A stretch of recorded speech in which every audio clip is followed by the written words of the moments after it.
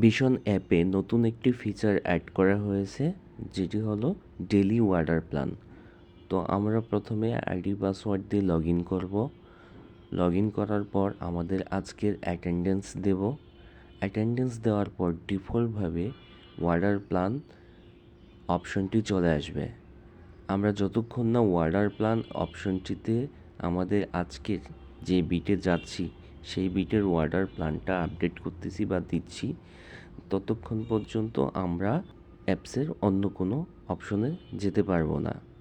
So আমরা attendance দেওয়ার পরেই যে অপশনটা দেখতে পেলাম ডেইলি ওয়াটার প্ল্যান, এখানে কি কি অপশন থাকবে?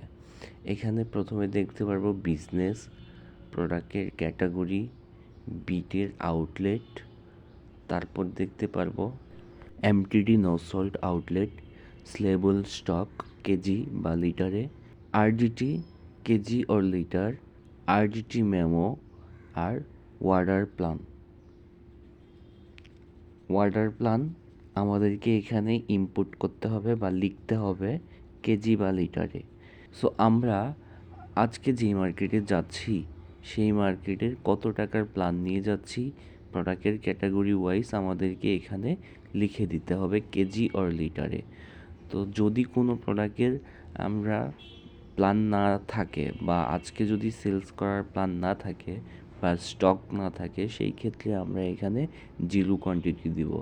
তো ম্যান্ডেটরি হলো বা অবশ্যই পূরণ করতে হবে, কোনো ঘর খালি রাখা যাবে না।